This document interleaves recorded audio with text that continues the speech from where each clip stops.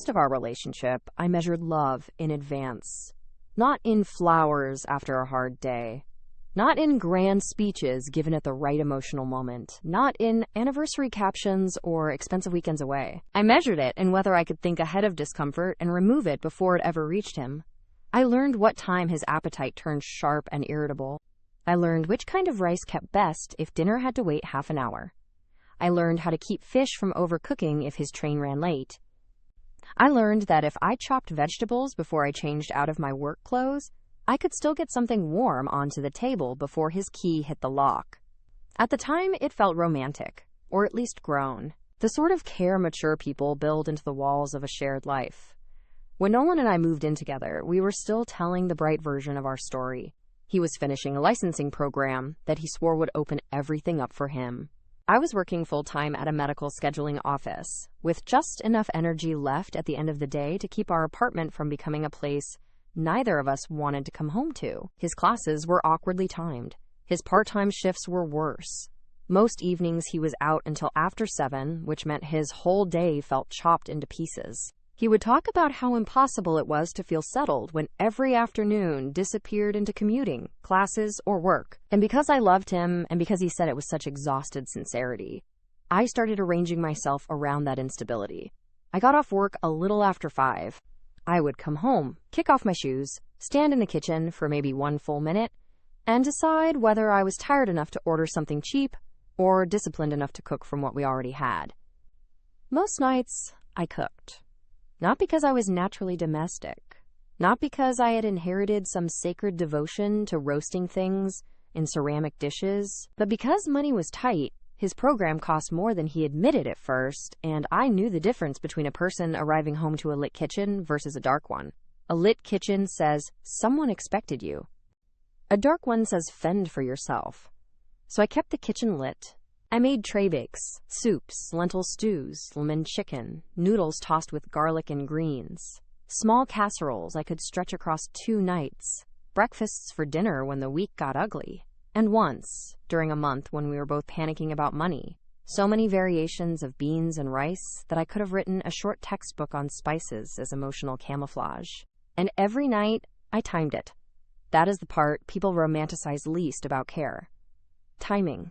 The quiet arithmetic of tenderness. I wanted the food warm, not drying out. I wanted the apartment to smell lived in, not stale. I wanted his first hour home to feel softer than the one he had just survived. If I was in the middle of scrubbing the sink when his message came through saying he was 20 minutes out, I lowered the heat. If he was delayed, I covered the pan with foil. If he said he had a rough class, I added the good bread instead of saving it. If he had an exam the next day, I packed leftovers before we even ate, so lunch would be one less thing to think about in the morning. He thanked me in the beginning. He really did. That matters, because it explains why I did not notice the change while it was happening. At first, there was still surprise in him. He would walk in and smile and say, "You made all this?" Or kiss my shoulder while I stood at the stove and say, "I don't know what I'd do without you." Those sentences are more dangerous than they sound when they arrive early enough. They can keep you working long after the gratitude inside them has expired. By the 2nd year, the thanks had become lighter. By the 3rd, they were mostly implied. By the 4th, dinner had become weather. Just another condition of the apartment. There when he arrived. Gone when he was done. Unremarkable unless interrupted. It was not only dinner. That would almost be easier to explain. If it had only been food, maybe I would have noticed sooner that I was slipping into the role of infrastructure. It was the bills I reminded him about before he remembered them himself. The forms I printed because he always forgot the portal passwords. The subscriptions I canceled. The vet appointments I scheduled. The towels I washed before guests came over. The garbage I took out when the bag was already straining at the seams. The little payments I moved around when his account ran thin. The car insurance installment he meant to transfer me for, and then didn't. The training shoes I bought when he said he could not focus without proper support. The exam fee I covered because his next paycheck was too far away. There was always a reason, always a future point at which things would even out. When the license came through, when the better job landed, when he was less stressed, when life got normal. I am suspicious now of every promise that begins with "when things settle down." Some relationships are built entirely on one person surviving the present, so the other can keep talking about a future where gratitude will finally arrive. Nolan was not lazy in the cartoonish way people imagine. He was not a man draped on a couch surrounded by cans and excuses. In fact, that is part of why I stayed comfortable for so long. He was busy. He was ambitious. He could even be generous in visible, occasional ways. He would pick up coffee for me if he was out. He would post kind things about me online on the exact days other people could witness them. He bought me a scarf once from a holiday market and told the vendor I was the reason he had made it through the last year. That is the kind of man who can confuse you. A man who performs appreciation just enough in public that you feel disloyal for questioning the private economy of your life. We fell into a rhythm that always sounded fairer from the outside than it felt from inside my body. He had classes and shifts. I had a full-time job. He deep cleaned in dramatic bursts every few weeks. The kind of cleaning that makes noise and earns visual credit. Cabinet doors open, music on.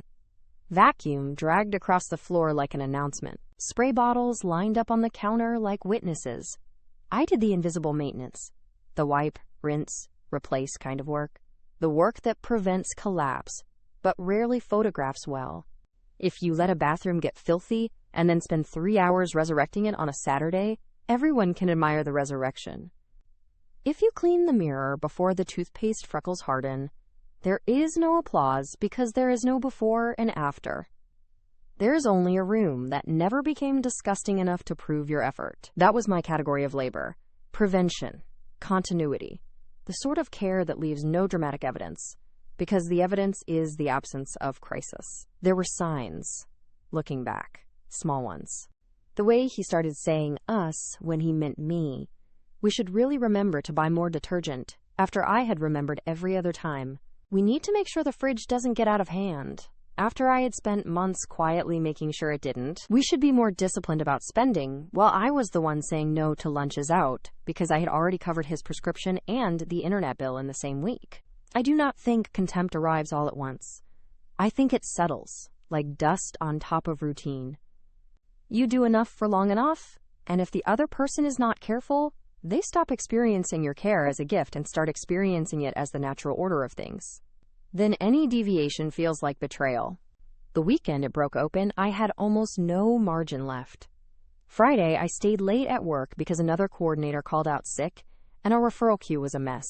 Then I took a bus across town to my sister's community center fundraiser because I had promised to help stack chairs and run the silent auction table for the first hour. By the time I got home that night, my calves were cramping, and the kitchen still looked like a place where 2 adults had been grazing, but neither had truly eaten. I made us eggs and toast at nearly 10. He ate standing up while telling me about a problem with one of his instructors. I listened, nodded, rinsed both plates, packed my bag for the next morning, and fell asleep with one sock still on. Saturday started at 6 because I volunteer twice a month at a crisis text training lab, and it was my turn to help with simulations for the new group. By noon, I was already depleted in that hollow, overused way where even your teeth feel tired. Nolan had gone to a review session and texted me around 2 asking if I could pick up dish soap and coffee on my way home. I did. When I walked in, he was on the couch with a blanket over his lap and a stack of note cards beside him. He kissed my forehead and said I was a lifesaver. That phrase used to warm me. By then, it mostly translated to useful.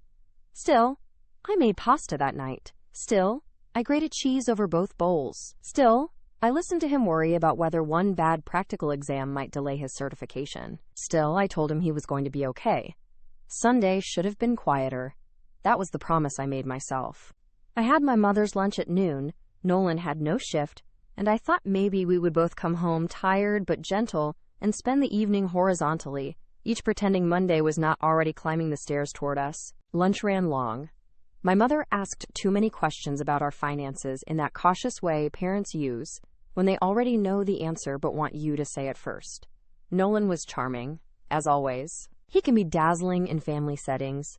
He helped clear plates. He complimented my mother's roast. He told my aunt I was the organized one in the relationship, with a fondness in his voice that would have made a stranger think I was cherished for it. On the drive home, I was watching the light flatten against the buildings and thinking about changing into soft clothes the second we got inside. I remember this clearly because rest had already become physical in my mind. I could feel the fabric of the old gray shirt I wanted to wear. I could see the couch. I could taste the tea. Halfway home, Nolan said, "We have to do a proper clean when we get back." Not, "Would you mind?" Not, "Can we tackle the place later?" Not even, "Hey, it's getting away from us." We have to do a proper clean. I looked over and said, "I can't do it the second we walk in. I'm exhausted. Let me sit down first and we can deal with it tomorrow night." He kept looking ahead. "You always say, tomorrow." That irritated me on contact, but I was too tired to rise to it. I said, "Because tomorrow is when I'll have energy to care. Right now I want to take my bra off and not speak." He gave a small, humorless laugh. "Must be nice." I actually turned toward him then. "What does that mean?" He shrugged in a way that was meant to look casual and landed cruel. "It means you act like you're the only one who does anything." I remember the exact sensation that moved through me. Not immediate fury, something colder, the alertness of a person hearing a floorboard crack under a rug she thought was solid. I said, "Excuse me?" And then he said it. The sentence that emptied the room before we even got home. "You haven't done anything around that apartment in years, Lena. I'm the only one who ever actually deals with it." There are insults that sting because they are mean. Then there are insults that sting because they are revisionist, because they reach backward and attempt to repossess your reality. For one irrational second, I thought of all the dinners. Not abstractly. Specifically. The lemon broth with orzo when he had the flu. The chili I stretched for 3 nights when his paycheck was late. The garlic burns on my wrist from flipping cutlets in 2 small pans. The roasted vegetables I packed into containers because he said cafeteria food made him sluggish. The nights I ate late because I wanted his portion hot first. I thought of the money, the forms, the towels, the bins, the dozens of tiny, unspectacular acts that had kept our life from splintering into 100 petty emergencies. And what came out of my mouth, very softly, was, "What exactly do you think dinner is?" He rolled his eyes. "Dinner is dinner. I'm talking about the house." That was the moment. Not when he raised his voice, because he hadn't. Not when we argued in the apartment 5 minutes later, because that came after. The moment was right there in the car, when he placed a hot meal into a category so automatic it no longer counted as labor at all. Dinner is dinner. Like rain is rain. Like sheets appear folded by law. Like toilets become clean through optimism. I could have screamed, but exhaustion did something more useful. It removed my ability to decorate the truth. I said, "If dinner is dinner, then make your own for a while." He laughed again, but thinner. "You're being dramatic." I looked out the window and said, "Number. I think I've been understating things for years." When we got inside, he started in immediately. Open cupboards. Sharp movements. That frantic style of cleaning people use when the performance of effort matters as much as the result. He was narrating his own grievance now. "If I don't do this, it never gets done. Nobody notices the mess, except me. I'm tired too, by the way." I stood in the kitchen, holding the grocery bag for my mother's leftovers like a woman who had accidentally entered the wrong apartment. Then I did something I had never done before. I put the leftovers away. I washed only the container lid because sauce had dripped on it. I filled my water bottle, and I went to the bedroom and shut the door. He followed me 10 minutes later, indignant. "So you're really just not helping?" I sat on the edge of the bed and looked at him.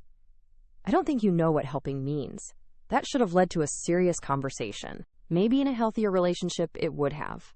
In ours, it led to him listing the spectacular chores he believed mattered most. Scrubbing the shower. Doing those big reset cleans. Wiping out the fridge when it got bad. He spoke as if any labor that happened quietly, daily, and without witnesses was somehow a hobby I had chosen for myself. I asked him when he thought the laundry soap refilled itself. He stared.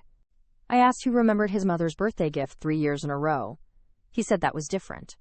I asked who had paid the exam rescheduling fee in March. He said we were talking about housework, not money. I asked who had cooked for him almost every night since the program started. And that is when he said something I will never forget. "You act like making food is some huge sacrifice. No shouting. No slamming doors. No profanity. Just contempt, cleanly delivered. I have learned that some of the worst relationship endings do not begin with chaos. They begin with clarity. A sentence so precise, it removes your final excuse. That night, I did not make a speech. I did not announce a strike. I did not threaten to leave. I simply stopped volunteering my life for a person who had mistaken steadiness for insignificance. Monday, I came home and made 1 bowl of tomato soup from the freezer packet my sister had sent home with me. 1 bowl. 1 spoon. 1 plate left drying by the sink. Nolan opened the fridge, then the freezer, then the oven, as if habit itself might have cooked for him. "What's for dinner?" he called. I answered from the couch. "Whatever you make." He actually laughed, like I was extending a joke too far. "No, seriously, I did not raise my voice. I said I am serious." He stood in the doorway and stared at me with a confusion so sincere it bordered on insult. That, more than the original argument, made the whole truth unavoidable. He had not believed the system depended on me, because systems are easiest to ignore when they function perfectly. By Wednesday, he was angry. By Thursday, he was wounded. By Friday, he was trying out a version of the story in which I was punishing him over 1 bad sentence. But it was never 1 sentence. The sentence was only the receipt. The total had been accumulating for years. The comments on the original Reddit post kept circling the same harsh wisdom. Some people only understand care by its absence. That turned out to be true in my apartment, too. Once the counters stayed slightly sticky because I had not wiped them for the 3rd time that week, he noticed. Once no one swapped the bathroom towels before guests came, he noticed. Once the coffee ran out and no replacement appeared, he noticed. Once his lunch was not magically packed from dinner leftovers, he noticed. Once the life we shared stopped cushioning him on impact, he noticed. What he did not do, at least not honestly, was convert that noticing into remorse. Instead, he wanted restoration. He wanted me to resume service, now that the value of service had become visible. That is not the same as being sorry. 3 nights after the argument, he sat across from me at the table, eating takeout noodles from the carton, and said, "I didn't mean literally nothing." I almost smiled. Because what a sentence. As if the fix for erasure is a footnote. I asked him, "What did you mean then?" He rubbed his forehead and said, "I meant you don't do the big things." There it was again. The worship of visible strain. The belief that labor only counts if it arrives sweaty, loud, and all at once. The inability to understand that repetition is its own burden. I said the big thing was making sure you could live like this at all. He looked offended, not guilty, offended, as though I had been manipulative for naming the architecture after he had spent years enjoying the building. We lasted another month.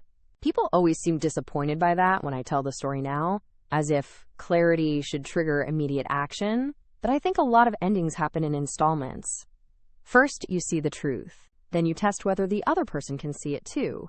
Then you decide what it costs to keep living where they refuse to look. For a few weeks, Nolan tried gestures.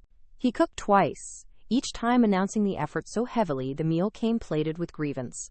He cleaned the bathroom and stood in the doorway afterward like a contractor awaiting approval. He bought me flowers that looked selected by a man, hoping color might erase memory. None of it touched the real problem. I did not need chore redistribution drafted like a peace treaty. I needed to know whether the person I loved had any reverence at all for what I had carried. And once I knew the answer was mostly no, logistics became secondary. The final break was almost boring. I was paying bills at the table with my laptop open and a notepad beside me. He asked, casual as whether I had transferred my share for the car insurance. My share? I looked up and said, "Interesting phrase." He frowned. "What?" I said, "You've been treating my contributions like atmosphere for so long that I think you genuinely forgot which expenses were yours before they became ours and then somehow became mine." He accused me of keeping score. And maybe I was, but only because he had spent years benefiting from a scoreless game. That night I called my sister and asked if her spare room offer had been real. She said yes before I finished the sentence. When I moved out, I took the recipe cards my grandmother wrote by hand, the blue Dutch oven I bought with my first tax refund, my good knives, and the little glass containers I had used to pack his lunches. I left the cheap skillet, the chipped mugs, and every habit that had taught him care could be both constant and free.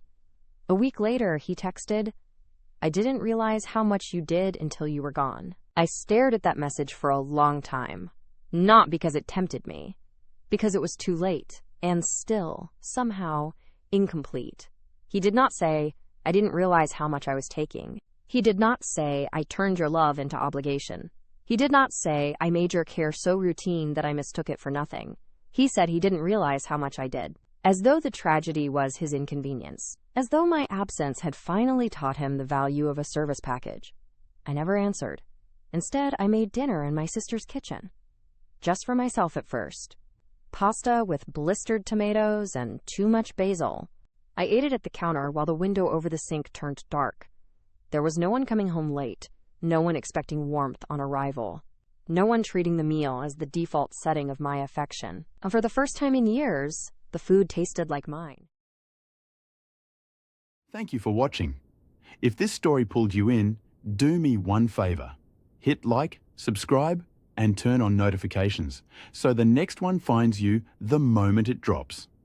Remember, nothing is ever just what it seems. See you on the next one.